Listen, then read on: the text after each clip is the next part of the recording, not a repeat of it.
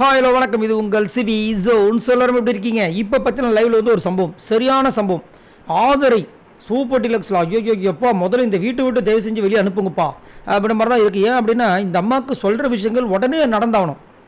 அதுவும் பார்த்தீங்கன்னா இப்போ இந்த வாரத்தில் தான் இந்த அளவுக்கு ரொம்ப அட்டோழியம் பண்ணுறாங்க இந்த ஆதரை. அப்படியே வந்து பெரிய ஜமீன்தார் ஃபேமிலின்னு நினப்பு. இவங்க காலை நீட்டுறதும் இந்த வினோத்தை வந்து எட்டு வைக்கிறது போடுறதும் பாட்டில் எடுத்து தூக்கி விசிறி அடிக்கிறதும் அஜோ எல்லாத்துக்கும் நாளைக்கு இருக்குது. பொறுமை சாமி அப்படின்ற மாதிரி இருக்குது. என்னென்னா இப்போ தான் வந்துட்டு எல்லா டாஸ்க்கும் முடிஞ்சு கேப்டன்ஷிப் டாஸ்க்கு யார் யாரெல்லாம் தேர்ந்தெடுக்க போகிறீங்கன்னு சொல்லிட்டு எல்லாம் முடிஞ்சு இப்போ தான் உள்ளே வராங்க. எல்லாம் ஹாயாக உக்காந்துட்ருக்காங்க. சூப்பர் டீலக்ஸில் போய் உட்காந்த உடனே ஆதிரியும் எஃப்ஜேவும் வந்துட்டு இந்த இடத்த க்ளீன் பண்ணுங்களாம். யார்? இந்த வியானாவை.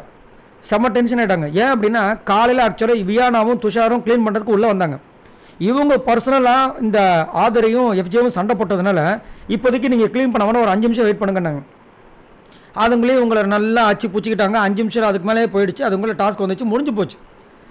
இவங்க வேலை செய்யறதுக்கு வந்துட்டாங்க. ஆனால் அவங்க வந்து அந்த நேரத்தில் பர்சனலாக பேசுறதுனால முடியாமல் போச்சு.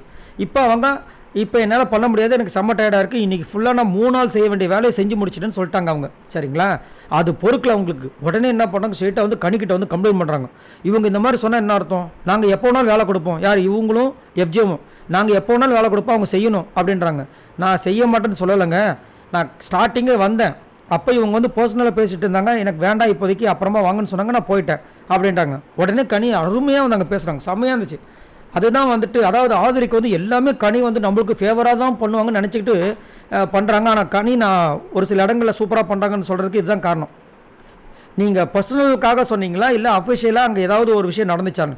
இல்லை பர்சனல் தான். அப்போ ஒன்றும் பண்ண முடியாது. நீங்கள் பர்சனலாக ஒரு விஷயம் பேசுறதுக்காக நீங்கள் அவங்கள வந்து ஸ்டாப் பண்ணியிருந்தீங்கன்னா அது தப்பு. அப்படி உங்களுக்கு தோணுதுன்னா அவங்கள உள்ளே வேலை செய்ய சொல்லிட்டு நீங்கள் வெளியே போய் பர்சனல் பேசியிருக்கணும். அதை விட்டுட்டு அவங்க வேலையை செய்ய வேணான்னு சொல்லிட்டு இப்போ வந்து செய்ய சொல்கிறது நியாயமே இல்லைன்னு சொல்லிட்டு வேணால் நாளைக்கு பண்ணுங்கள், முடிஞ்சு போச்சு அப்படின்னும் போது அவங்களும் ஓகே நான் நாளைக்கே பண்ணணும்னு ஆதிரி முடிஞ்சு செத்து போச்சு. அடைச்சே, எப்படியாவது நம்ம சொல்கிற விஷயத்தை யாரோ செய்யணும்னு பார்க்குற முடிய மாட்டுதே அப்படின்ற மாதிரி ரொம்ப காண்டாகிறாங்க. எல்லாருக்குமே என்னென்னா வீட்டுக்குள்ளே வரும்போது சூப்பர் டீலக்ஸ் ஃபேமிலியில் பிறந்து நாங்கள்லாம் யார் தெரியுமா அப்படின்ற மாதிரியே திங்கிங்கில் இருக்காங்க. அடுத்த வாரமே இந்த வீட்டில் அவங்க இருக்காங்களான்னு தெரியல. சப்போஸ் இருந்தாலும் அவங்க பிக் பாஸ் வீட்டுக்கு போகிறாங்களான்றது தெரியல. எவ்வளோ விஷயங்கள் இருக்குது. அடடா. சரி, நீங்கள் உங்களோட கருத்தை சொல்லுங்கள். இதில் உண்மையிலேயே கனியை வந்து பாராட்டணும். என்னதான் வந்து சொம்பு தூக்குறாங்கன்னு சொன்னாலும் இந்த மாதிரி ஒரு சில விஷயங்களில் வந்துட்டு கண்டிப்பாக வந்து அவங்க வந்துட்டு சூப்பரான ஒரு டிசிஷன் எடுக்கிறாங்க. இதை பற்றி உங்களோட கருத்துக்களை சொல்லுங்கள். பாய் நண்பர்களே.